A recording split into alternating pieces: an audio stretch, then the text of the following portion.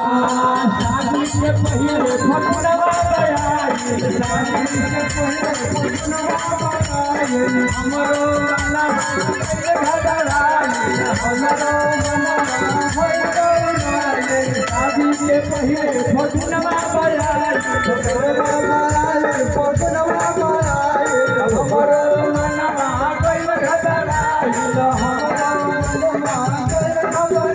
अरे मनवा के सरधा पुरई हो अरे मनवा के सरधा पुरई हो अरे मनवा के सरधा पुरई हो हम चली हो होली में घर चली आई हो पदम चली होली घर चली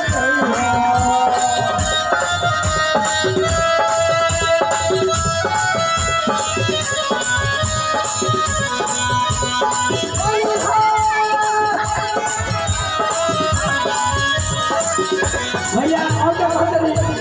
तो क्या कहे हमारे पालितानमा पूरा तनमा हमारा तारी तनमा हो घर पालितानमा हमारा तारी तनमा आके दिखा दो हमरे सजनवा आके दिखा दो क्या कहे हमारा तनमा तारी तनमा हमारा तारी तनमा आके दिखा दो हमरे सजनवा आके दिखा दो मनवा के ललसा पुरई हो मनवा के ललसा पुरई हो मनवा के ललसा पुरई हो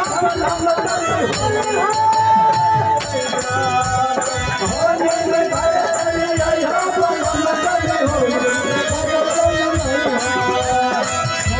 में घर चली आई हो पलम चली होली ऊपर पता है भैया हो आज खंडे में आई धन खंडे हम कैसा तारे फगुनी में वरिया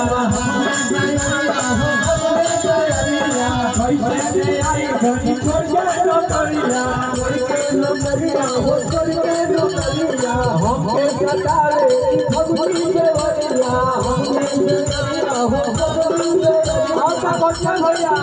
अरे देवता ला ला ला भैया अरे देवता ला ला ला भैया